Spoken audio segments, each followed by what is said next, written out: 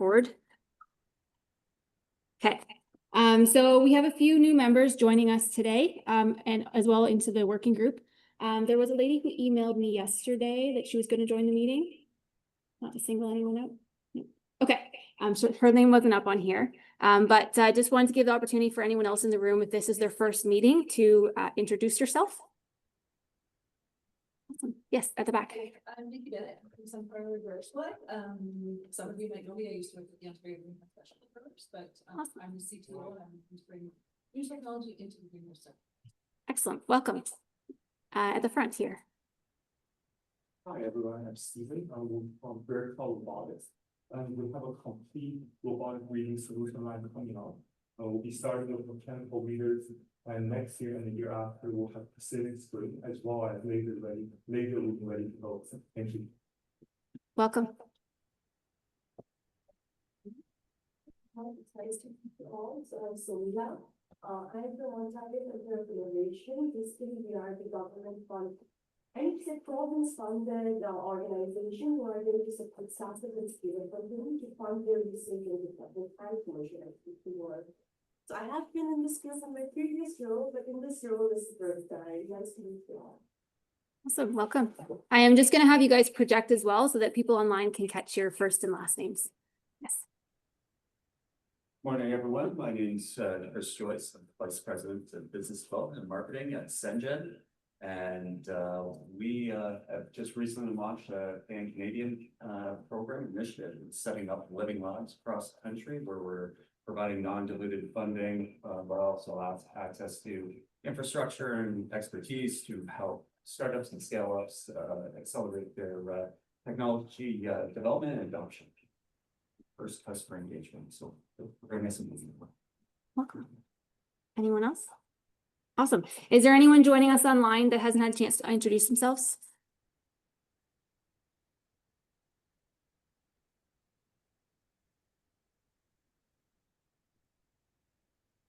Oh, sorry, Laura.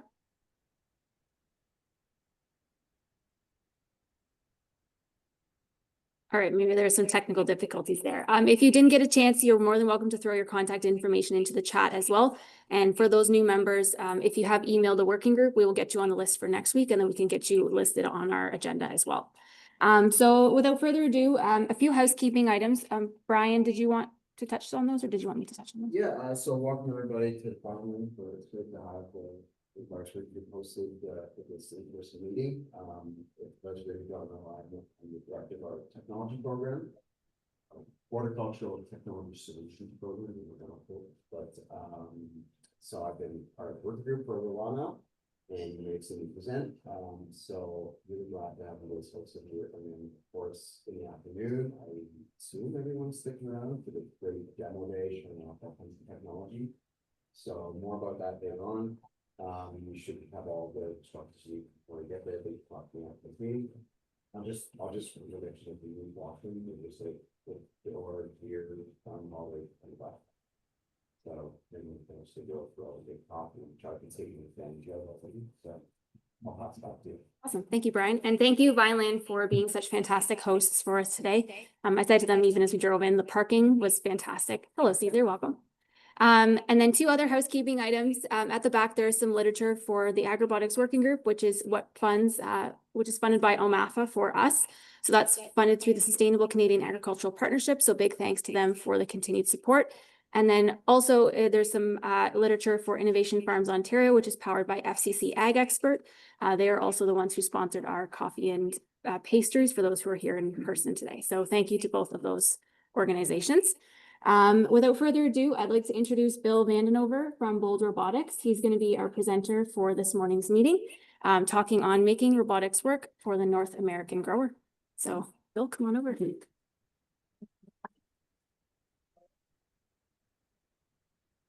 Great. Yeah, thank you for the opportunity. There's some familiar faces. There are a lot of new ones as well. So I'll just into the zip. Let's see. All right. Yeah, so I'll just have a little agenda here. So tell you a little bit about Bold, and then talk about the state of the industry, some challenges that we've come across over the years, and then some of the solutions that we've come up to tackle those solutions, and then here to, if there's questions, we can address that as well. So yeah, my name is Bill VandenOever. I'm one of the co-founders of Bold Robotics. We started back in 2017. My background is more heavy industry. My background is mechanical engineering. Willem, my business partner, his background is electrical engineering. We work together at the same company. We're part of actually a robotic startup. And we were involved with all the different aspects of projects, which equipped us to, basically start a business and take care of the different areas of running business. And we lived in the same town, we drove together, and that's kind of where we started talking about, okay, well, how can we apply our skills to another industry? We were maxed out there and looking for an opportunity. We saw the greenhouse industry as a good area of opportunity for automation, very labor intensive. Around that time too, the minimum wage is starting to go up. It's hard to get labor to actually do the work. So we decided to focus on the greenhouse industry and apply some of our outside knowledge and bring it into this industry. We have a team of so it's a team of 9 right now. So just a well-rounded team. We got some mechanical, we got some electrical, we got a few guys in the shop. So we do the whole spectrum of projects. We'll identify areas of opportunity. We'll develop a solution. We'll build it. We'll test it, install, support the whole package. And with the skill set of the team, we can kind of have some overlap as well. So if there's a customer needs support and someone else tied up, then trying to be able to service the industry as best we can that way as well. We work closely with each customer, with each farmer. Everyone does things differently, and it's not just a cookie cutter type of machine. So what we do is we identify the area where there's pain points, and then work together on coming up with a solution that fits with their process, and that's going to make an impact on their farm. And then with us being close by a lot of even on the West Coast and East Coast, we're still able to support very well our customers. Everything is certified to the North American standards, and that's also a huge thing too. There's a lot of technology that does come overseas, and it's great technology, but there's a bit of a gap there with support too. So that's one of the areas that we can also help out is with that local support. So over the years, we've developed some standard type of solutions. Nothing's really standard with what we do because everyone, like I said, everyone does things a bit differently.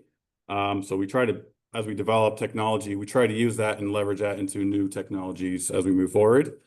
Our forte is also custom solutions, so custom design and build. That's where our background is as well. And that's, what we have done is technology that has not existed. It's not rocket science, but it's things that there was a gap there, and we developed some equipment to help with that.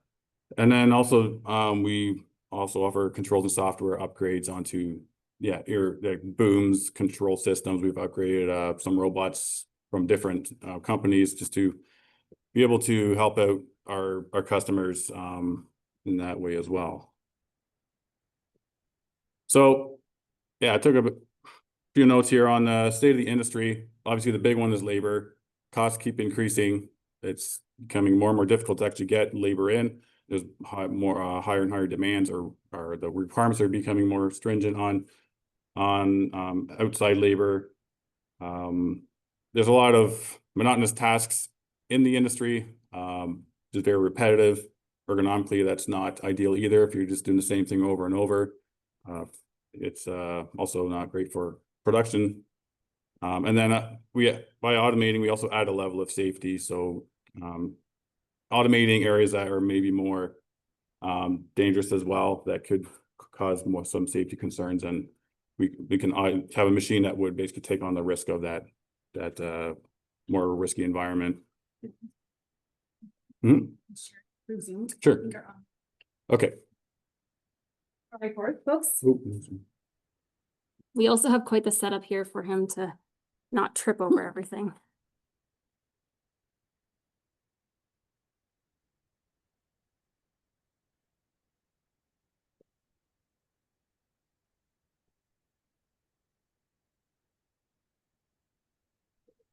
Make sure this was the right slide, right? Yeah.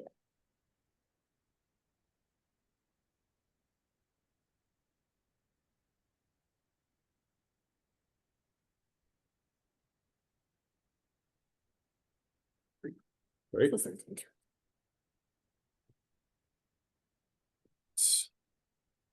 Okay, yeah, so again, our main focus right now is in the greenhouse space, which is very seasonal.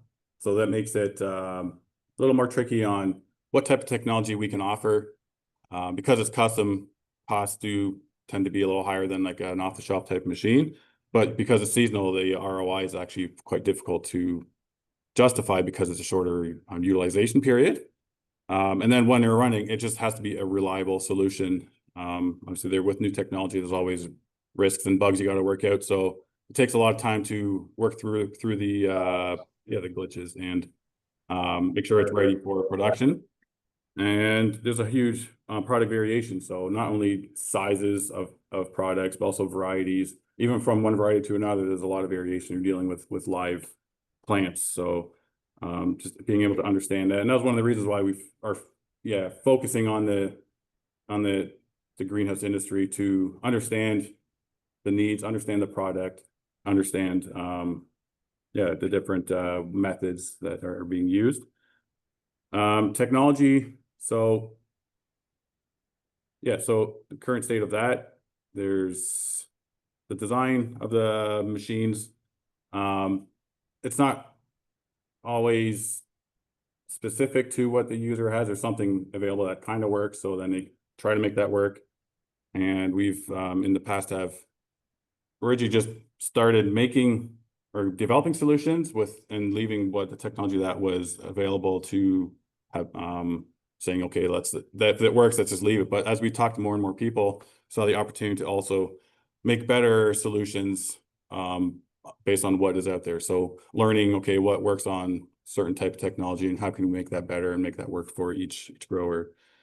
Certification, it might not be a big thing, but there's just understanding what components are available, readily available, but then also that can be certified. So all of our systems are, and we get inspected, so they have to be compliant to the North American standards. And as I touched before, as the service and support side of things, being local is very beneficial. With companies abroad, it's a little more difficult, the time change or the time zone difference, and also just the distance overall. Like when their equipment is needed, it has to run and they need that support right away. So with us being local, it's really helpful to get that prompt response.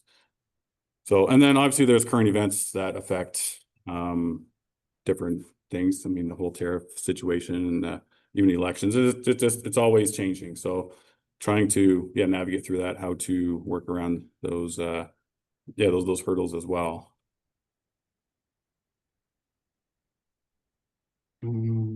So some of the challenges, technology utilization, touched on a little bit. There's not a large window of when they actually use it. So it's hard to justify the technology, has the high demand.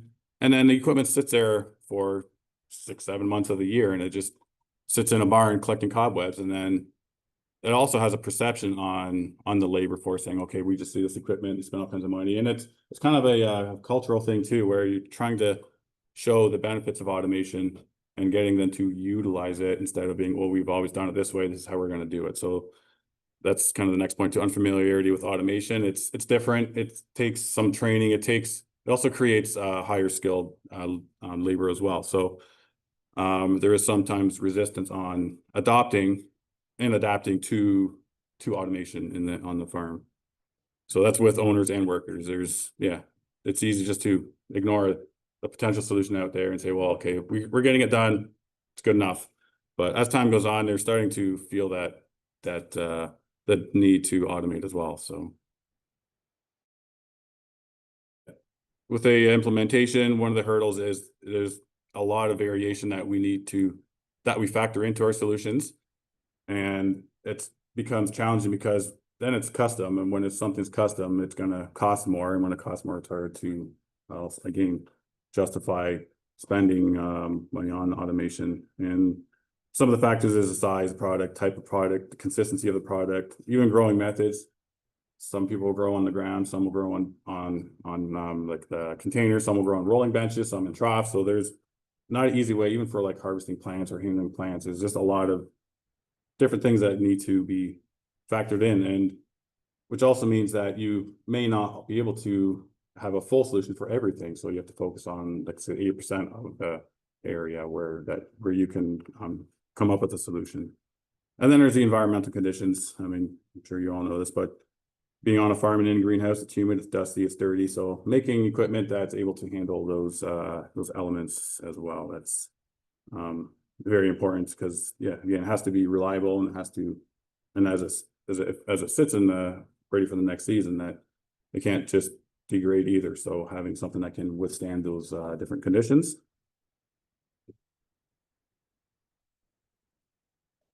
So some of the areas where we started was actually low-hanging fruit. So a lot of it was labeling. I mean, there's labels on millions and millions of products, on pot covers, on boxes, on everything. So as we were going through the different greenhouses, we saw people mainly applying labels. So printing the rolls, taking the labels.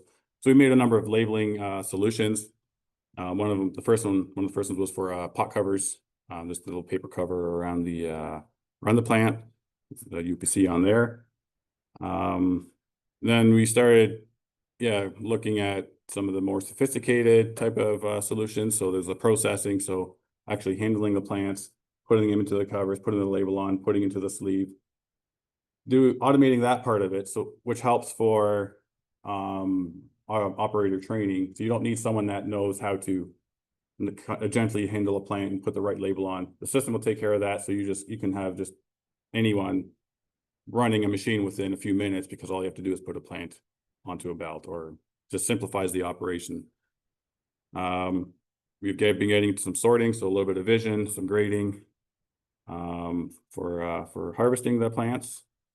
And as I touched on before, on the growing side of things, where there has been technology out there, we've actually made our solutions that are better suited for the grower. So one of them is a pot and tray machine. There's a lot of them out there, but we worked on one with Slappendale. Actually, Catherine was there at the time as well, and we were able to work with her as well on that. And they've been very happy with that. We made some bale hydrators, so pre-hydrating bales of soil, which allows for better soil utilization by hydrating it ahead of time. But the current way it has been done was manually sticking a spike into the top, which is 7 feet up, and there has actually been a fatality with someone falling off of a ladder doing that operation. So we made a simple solution to be able to hydrate the soil. And we're also looking into planting as well. So we have a little demo robot this afternoon. We don't have a planting head on there, but that's one of the platforms we're looking to use for developing a entry-level style planting solution for some of these smaller growers that may not be able to afford a huge planting line, but then we can develop something that's, first of all, takes a really small footprint, which space is very important for real estate, and just simple to use, and being able to utilize it for maybe even just more than planting. Then you can use this, the platform is simple to use and to adapt to different applications. So then you can use it for planting, you can use it for putting tags in, you can use it for moving pots around. So trying to, find different functions, so you don't have to have this solution sitting in a barn for 6 months. You can use it for planting for 4 months, and then use it for moving pots for another 4 months. And so utilizing that more, which helps also justifying the purchasing or investing in automation. We've been getting into a little bit data collection, even just production monitoring, showing current status of the production, also even just counting how much product has been processed. It's a simple thing, but it's a huge benefit for the grower to see, even on different stations. Okay, this station, you have this expectation and you're producing this much. So just to help increase the efficiencies by just putting a simple sensor on a conveyor belt or on a machine to count how many cycles it's doing, and then showing that on having that visual on a screen where they can see where they're at, where they should be at, and where their colleague is at. So it kind of creates a little bit of a competition as well, and incentive to speed it up. We've been working also on accounting system for just taking cuttings. Instead of having someone doing that manually, the system will count the cuttings and then it'll log it into a database on like a local website, and then they can see, okay, who picked what amount. And so it's not, because right now it's being done in a lot of farms it's being done manually, and it's just a lot of work. At the end of the day, you got to tally it all up. So this way you can have live updates on the harvesting of cuttings. We've done some transport systems, so conveyor belts and just transporting plants from one area to another. Myers is one of them. We worked with Niagara Conveyors on that. And then we've done quite a few custom installations. As I touched on earlier, that's one of our strengths, is developing custom solutions. We do try to work on standardized solutions because it's less risk involved, but there is a huge need on, just because of the variation, again, it's a huge need for tailoring something for a customer's needs. So we've done some turnkey solutions with harvesting to sleeving to boxing. So we're able to handle all those types of products as well. So trying not to get too diverse in the products we've developed, but also finding a way to have good solutions for a lot of these different areas in this egg industry. So I'll show you some pictures of a few of the machines that we've been working on. So this is a pot cover labeling machine. The one on the left, that's more of a standard style. That was the first one we made, but then as we talked to more people, we made a multi-level style system as well. It's just to accommodate for the variation of products. So on the one on the right there, you can put 5 or 6 different colors of pot cover, and then you can do 1 of this, 2 of this. Just trying to put as much flexibility in our solutions without compromising on the on the efficiency and the effectiveness of the solution and reliability. So we do offer different upgrades to it as needed, just to again customize it for each customer. This is more of a simpler labeling semi-automatic style, which will still based on the same printer and applicator, but it's like a semi-automatic system where if someone can just wheel it in and kind of put it in their process instead of having a whole system away from the process. So this would print a label, present it, so then as they're packing, they can just put the label on, put it onto a line, have a good process flow there. And having it printed on demand also helps with your reducing human error, so you don't grab the wrong roll of labels, or you don't have to pre-print them. I mean, that takes time too to spool them up. So this, you just put blank labels in and you connect your ERP system to it, and you'll print your labels on demand. Case labeling, I mean, it's not nothing new here, but again, using the technology we've developed for the other labeling systems, we implemented into this, made a few different variations of case labelers, from putting them on the front or on the side. Some have integrated conveyors, some have, we just did one for Shank Farms, which has a feed 2 line, so it will do, so they run the one in-feed on the one side, and then it just disperses it, either a tall box or short box, into the 2 different sealers. So they'll have a shuttle just to move so there's minimal setup to change the line over for the 2 sizes. Again, this is all print on demand, so you don't have to pre-print any of the labels. Inline labeler, so this is for a customer that their process, they already put the product in a pot cover and they want to put the label on after that. So then we developed a labeler like this, where it would just, they'd go on a conveyor and we just apply that label as it goes by at a higher rate of speed. Pot packaging style, so this is, we'll take the plant, put it into a pot cover, put the label on the side or the bottom, could do both too, and then put it into the sleeve, and then it would come a finished product. So we also have done case filling, so taking those products and putting into the case, and a lot of it can be done in stages. So doing the packing side first and then doing case filling, and trying to do it in different stages, so it's not a huge undertaking when you're doing an automating your process. So then we just keep that in mind as we're developing a solution as well. So thinking about the bigger picture. Okay, we have this solution, but how do we integrate it in in a bigger picture? Yeah, there's some videos here. So this is ones at Bayview.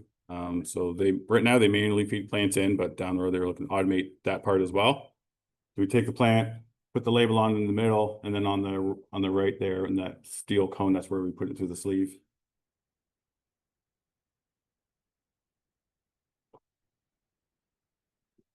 And part of this machine, we've used the technology from the pot cover labeler on like how to separate pot covers, and so we don't have to reinvent the wheel every time, trying to use what we've gained and then using it in other solutions. Just another view of the sleeving machine. So this is able to handle 4-inch and 6-inch. Some customers will only have a higher volume of one size, so then we'll design one specific machine for it. But there's, yeah, this one's designed to be able to handle 2 sizes and then with minimal changeover. So it'll take maybe 15 minutes to do a changeover. So you're not spending half a day fiddling with the machine trying to make it work for another size. This is just a sleeve reloading, so you can reload it while the machine's running, so you're not disrupting the process. So then it'll it's working on the other side, and then when it's empty, it'll rotate around and then reload the sleeves. Right, so it's ready for the next change. This is a inside view of one of the first versions we did of the pot packaging cell. So we use a 6-axis robot. The original one actually was with Mylar paper, so we fed the paper out. We formed it around the plant, put the elastic around it, and then put it into the label and into the sleeve. But as they were getting away from the Mylar wrapping, we retrofitted the machine to be able to handle the preformed pot cover. So that's what you see, the paper cover there. So we took the old module off, put the new one on there, and gave them the capability to run a different type of packing on their pots. Yeah, there was a need for some pot handling robots, like a linear style for handling picking pots from conveyors into trays and from trays onto back on conveyor, and for spacing. There's a number of different providers for this type of solution too, but still saw a need there. So we've been working on that. Sleeving machines, that's what we saw the video on. So this, yeah, depending on where the needs, it had to be one size or multiple sizes. And we'll, yeah, putting the plant into the sleeve and then shuttling it out for the next step of the process. Transplanter, so this was, I talked about earlier a little bit. Smaller footprint. It is a little bit different than what you see here, but gives kind of the idea what we're looking at doing. So given the flexibility of either you can do spacing in the trays, so some people call it checkerboarding, but also being able to do planters or single pots. Yeah, so you can do multiple varieties. You can have different types of product coming in, and you can do a mix like for a planter basket. So you can do that all with one system. It's not as fast as like a big transplanting system, but for a lot of growers that you don't need that 10,000 or 15, 16,000 per hour. This would, yeah, easily be able to handle 1,500 per hour. And that's, yeah, like I said, it's kind of an entry level solution. That's also, the cost also reflects that. We've done a little bit with cut flowers. There was one of our customers asked if we can make a bucket filler, so we've made a machine that would fill or dispense the pails, even if they're dirty, and then putting the right amount of water in there. So nothing too crazy, but it was a fun project. And we've done, yeah, just to kind of showcase some of the different things we've done. This is a field trimmer that we made for Sunrise. So there's 3 versions we did. One of them was an inline style, so they do ornamental lavender and rosemary Christmas trees, and they trim it as the tree goes through its growth phase. So they will go bring this into the field, this big extension cord. We have a prospect now that's looking at doing a generator powered system. I guess you could do battery too. But so this would go through the field, and they take the plant, and then as they wheel this thing through the field, they put the plants through, cuts them to the shape. So the heads are configurable, so you can do like cone or you can do round. And this also contains the cutting, so you're not gonna have cuttings on the ground. It puts into a bucket and you can dump the bucket out to contain that, so you don't get cross contamination or, mold in the field. So this is the second version. So the first one we did also for Sunrise, and that was a 2-head. And then as we ran that, we saw some opportunities to make it better. So then we made a 2.0 version. Pot and tray with denester. So looks a bit different than this, but there's different ways you can do it. So this is using a robot to take pots from a conveyor, putting them to the tray, or from a tray into a conveyor. This is one that's installed at Slappendale. So this is integrated in their planting line. Really small footprint. We've been running it since they installed it, and it's been working out really well for them. We worked really closely with them on what they were looking for, and then the results. It was we had very good results.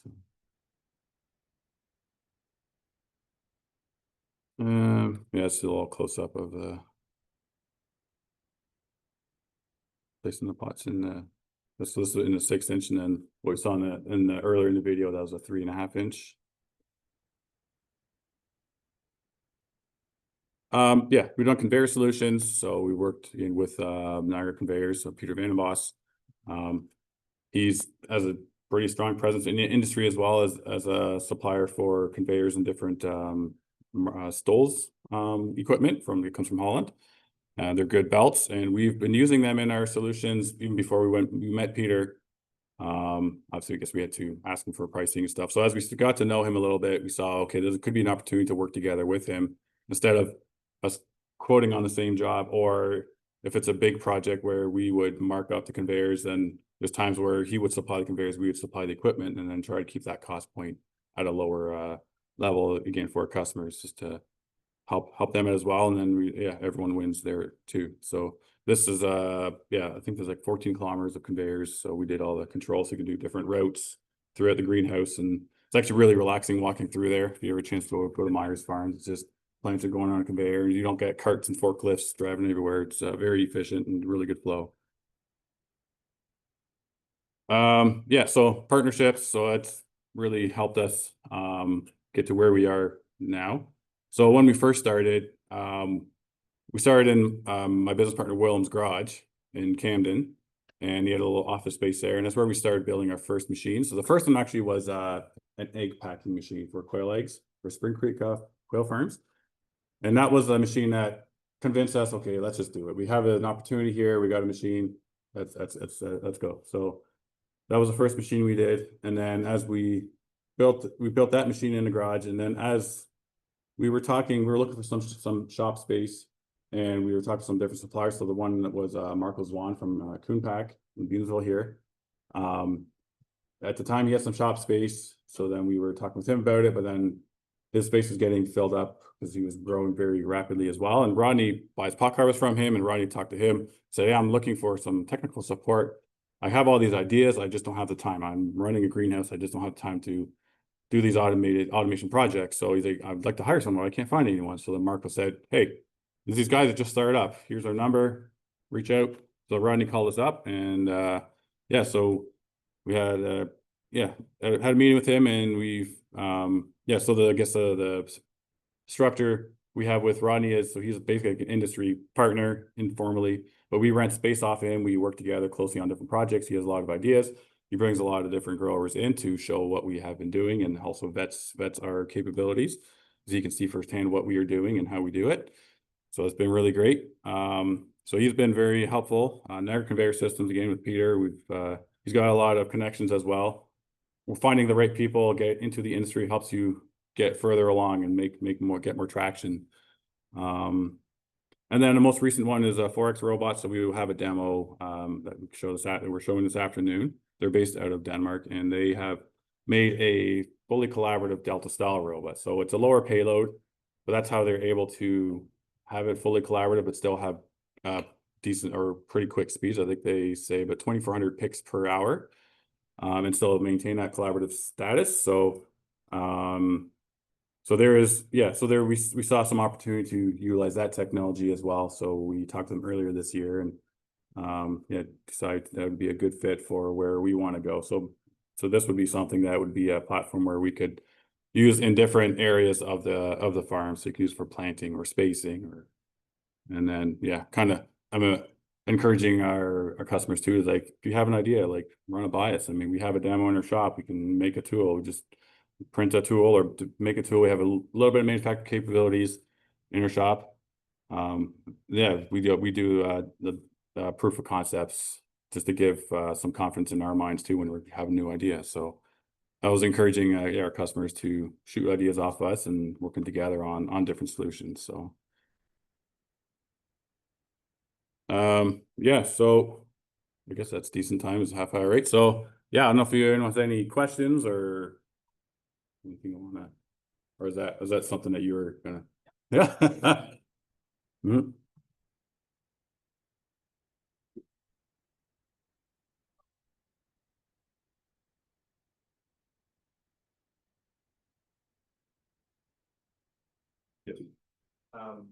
I know you talked about. You guys seem to have some, oh, sorry. You guys seem to have some nice like standardized products that you developed. But you said a lot of your work is also custom. What's like an average installation and like design timeline between I guess both your standardized products or if you're doing a fully custom solution? All right, so a standardized product would be, we usually quote about 16 weeks or so. If it's something somewhat custom, but based on some more standardized technology in the solution, it'd be about like a 24-week lead time or so.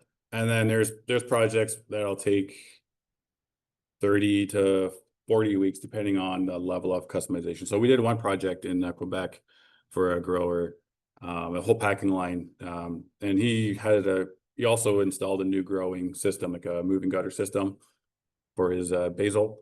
And so while he was working through the kinks on his side, then we were also working through the kinks on our end. So we were dealing with a wide range of variation with the product, and we ended up doing a retrofit on this system because the end result wasn't the same as what we originally were working on with them. So then we went back. So that one took a little bit longer. That's more like an 8-9 month project where we would do I had to do a retrofit on the system to make sure it was a good solution that they can use for the future. So.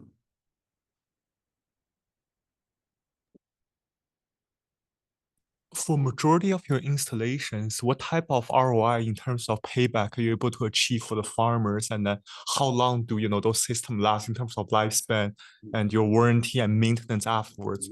What's I guess economic bottom line for the farmers? Again, I guess we'll talk about the variation. The ROI too is a huge range. So some need like a 2-year payback. Other ones are okay with a 5-year payback. Longevity of our machines. So we've been around for almost 8 years, and our first machines are still in operation. Our warranty is, we typically do like a 1-year warranty on components, unless there's like a longer warranty on, like, say, the robot arm. Then obviously we would uphold that. And yeah, we all usually err on the side of that we need to work through the products. That we're not going to right away say, okay, well, it's your issue. You have to pay for service or whatever. So we have a really good partnership with our customers as well. Like, it's not just a business or a project manager or a purchaser. Like, we are building relationships as well, and that also helps in building that trust. And in order to maintain that trust, we need to also be there for our customers. So obviously we can't do stuff for free, but we do work together with them on that. Say, okay, well, this was operator error, so then that would be a billable thing. So it's not like a set in stone model we have. But yes, we do err on the side of, okay, well, if there's an issue, then we're gonna do our best to make sure it's up and running for your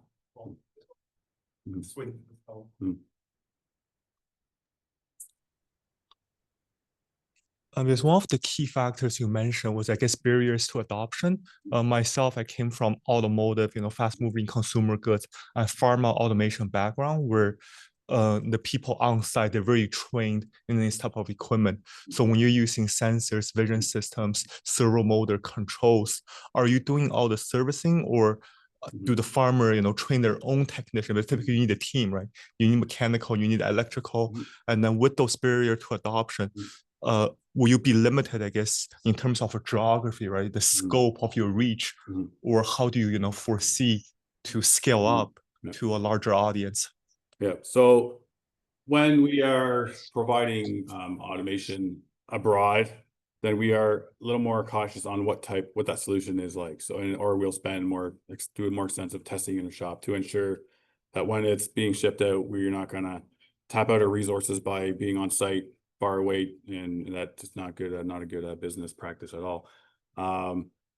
We do offer remote support, so majority of the time we're able to help our customer with the remote support. We can log in and figure out what's going on and work through them on that. We have like WhatsApp chats with our customers too, so we can do like video calls as we're troubleshooting.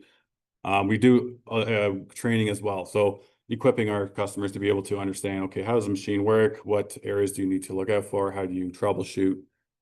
So majority of our customers that are on the East and West Coast, and we're looking to get into the US market as well, we would equip them to be able to understand the machine and do some basic maintenance on there. We are working on growing our parts and service department in our business, so doing more preventative maintenance so we don't have those emergency calls, and trying to stay on top of that as well, and also offering spare parts. I mean, the part breaks down, we do keep a fair bit in our shop, but we can't just keep everything in their shop either for everyone, right? So we're working on building that with their customers as well, and so they have the critical spare parts on hand. So Another follow-up? Yeah, I'm gonna go with those back first and then I'll come back to you. If you are ready. In terms of data captured from these machines, do you actually work on custom APIs to actually integrate with other platforms like counting or any of these, which you're doing from your machines? If you want to actually API it into other platforms, other software platforms? Sorry, I'm trying to mute this speaker. It's one sec. I think it'll mute your answers. Okay, I just maybe if you can ask that question again. Yeah. If you want to ask it again, I'll just mute you and then. I was saying that in terms of the data being captured, in terms of counting or sorting, you work on custom APIs, maybe say other platforms? So far we've been just putting it on our own platform. So we've recently, our platform we use for our controls is Siemens, and they have I'm not the controls guy, so I don't know the exact term of it, but it's more of like a web-based HMI or controls. So you can go on your phone and you can control the machine. So we're using that platform to handle that data, and then working with the customer on speccing out a computer or something on site or with their server on being able so they can store that data. And, yeah.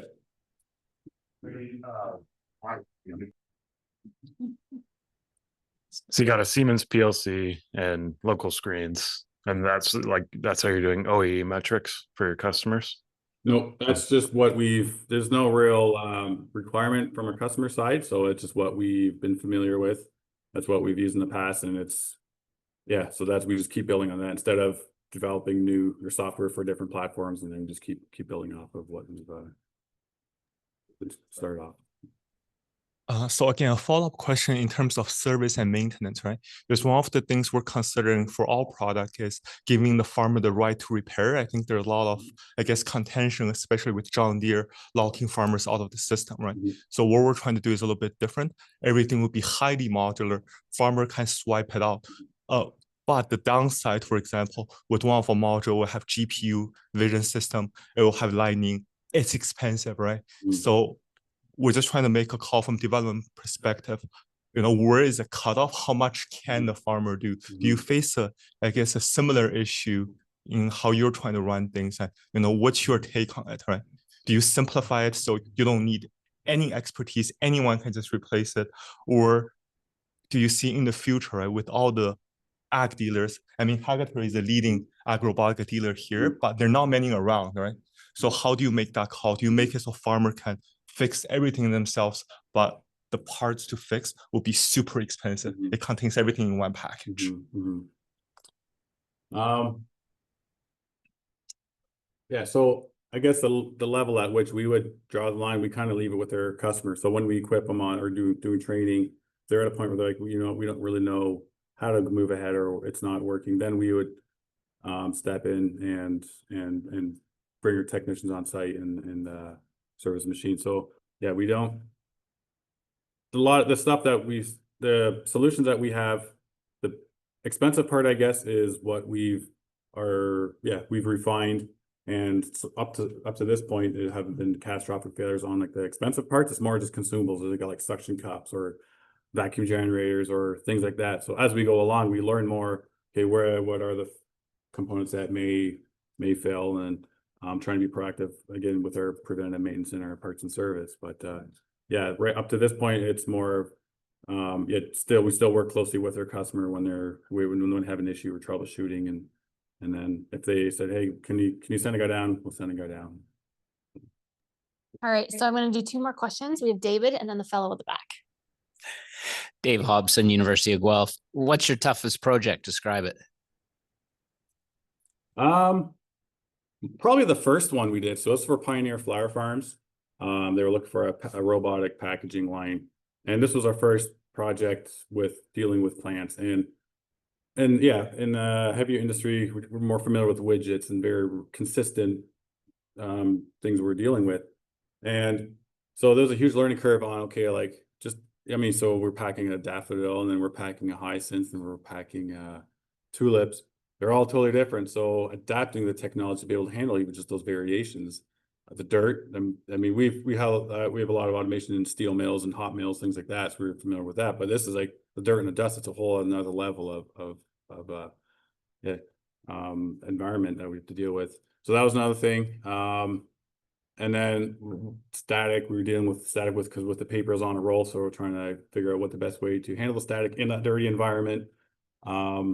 And just, it's a lot of it was like new. So that was our first sleeving machine too. So understanding, okay, what type of sleeves work? What does the design look like? So it was a lot of learning. And I guess I should mention them too, because having customers or that will stick their neck out and see an opportunity and take that risk to be able to pull the trigger on a project and say, okay, yes, we want to work with you guys. We see what you can do.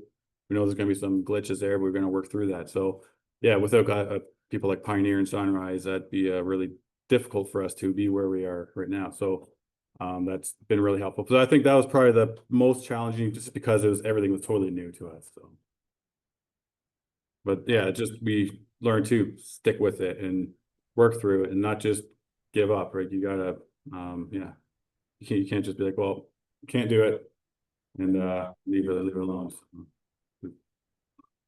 Okay, last question. Hi, I'm Dhruv from Convolve AI, and we work in the computer vision industry. Thank you for the great presentation. I was curious with regards to, do you currently integrate any computer vision technology in your automation assemblies that you do? If yes, what are the most common applications? And if not, what kind of applications do you foresee? So we have one system for grading campanula. So at Sunrise, so we pick the plants off a table and then it goes through a booth. So it's not a very complex grading system. So we look at the color, see if there's good balance and fullness of the color, and if it's and also the size as well, actually. So we use a very basic camera on that. We had a guy in-house that did the vision development. Since then he's moved on. He started his own company. So that was the first visions project that we tackled. There's definitely there's a lot of different aspects to vision where like we were a little bit hesitant to take on a vision project because we're not super familiar with what's all required. Like can be very in-depth, especially with the new AI tools as well. Like how do you integrate those and get the right feedback from it? And there's moving forward, we have interest on grading plugs. So when we have our transplanting machine, you can pull it out, and if it's a bad plug, that you don't want to put that into a pot. So we have a vision to add vision into our solutions.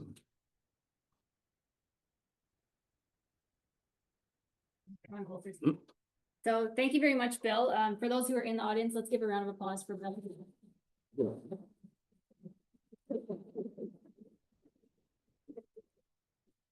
We don't get to do that very often online, so it's nice to be in a room with people. Thank you for making the trip down today to be here and Road, so. yeah, it worked out nicely. And you are sticking around a little bit if people have any Yeah. additional questions. Yeah. Awesome. Okay, I'm gonna try and reach forward. So I'm just get a little stuff. Right.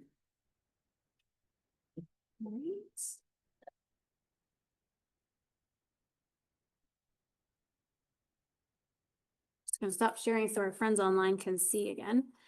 Okay, so just to wrap up the rest of our meeting, because we are getting kind of close to time. So upcoming events, obviously, hopefully some of you are sticking around for the afternoon event today. We're looking forward to that. And thanks again to Vineland for offering to host the meeting this morning. In terms of upcoming events in the next week, so there's a TSC webinar on ag tech opportunities in Australia, as well as the Future of Ag Tech showcase at the University of Waterloo. So those are both taking place June 23rd. There's a link to registration in the working group agenda for this week. And then we also have July 13th to 16th, the Asabi Annual International Meeting in Toronto. That's coming up as a link for registration there as well. We have our first demo day taking place July 8th at Bradford. So there's 2 demo days that we're running in July, and there'll be one in August and one in September. So keep an eye on the links for those. And I think and we also have Agri-Food 2050 industry event in Niagara Falls. That will be taking place in September. So we're going to try to get through a nice summer first, but we look forward to that event. In terms of project updates, so the only one I will mention is sorry, Bill. There is still a little bit of research funding available for this year. So in terms of our OMAFA funded project, that will be going until March 31st of 2026. So if you do have a commercially ready product, level 7 or higher, and you do want to do some in-field testing, please connect with us. There's a form on our website as well as like a budget template you can put that in because there is still a bit of funding available. So I did want to mention that. That's through the Ag Robotics Working Group. And then Dan has also included in the agenda a whole bunch of upcoming funding announcements. I will throw it to the group as well as those online, just if there are any additional funding opportunities that are not mentioned in the agenda. Anyone want to mention those? I'm just going to give a sec. Okay. There is also a job board on our website. So if you haven't had a chance to check that out before, please do. And then lastly, for the last 5 minutes of our meeting, we will open it up to a round table. So any questions coming from people or any additional follow-up questions? Okay. Oh, yep, Brian. So, today, this afternoon, we got the OCI demo that we have. We've been getting a lot of progress in there since. He's over there. So in terms of funding, we are still taking sort of intake on that OCI funding. So feel free to while you're here, talk to me, talk to as well as Robert from OCI. If not already going through the process and you want to try to access funding for that. Yeah, that's good. Very good. Yes, of course. I mean, that's what Vineland is. We are a tech development site for horticulture, agriculture, good crops, greenhouse. So feel free to come talk to me about that. Awesome. And for those online, just Brian mentioned that the OCI funding is still available and they are a tech development site here. So please connect with himself or Evan if you are interested. Any other questions? Awesome. For those who are here in person, we didn't do an introduction this time around just because we did have an hour and I didn't want us to go over that time slot. But feel free, there is, I think, still lots of coffee. Feel free to stick around, introduce yourselves. And I had asked you in an email a while ago about anywhere around that has a good lunch options if people are sticking around for the afternoon event. But I can't remember where you said. Sorry to put you on the spot again. So if you go up for the avenue, the street that you're coming down from the front here, there's the Grand Oak, which is really lunch options. There's location there. And if you go further, you can find down the road. marketplaces. Over majority as well. Yeah, I gotta put me in the spot. Always a tough question. I'm not going to Tim Hortons.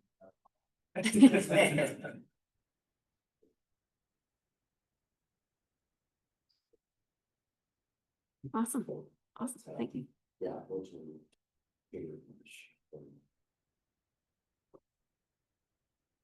All right. Thanks, Brian. Oh, no, it's good. Good answer. Okay. So without further ado, we'll wrap up for today. Thanks to those who joined us online, your patience with a few of the technical difficulties, and thanks everybody for joining us in person. The fellow at the back, I'm actually going to have you hit the lights that are right beside you, just to give us a little bit more light, and we'll wrap up for this week for those online. Thank you very much for joining us.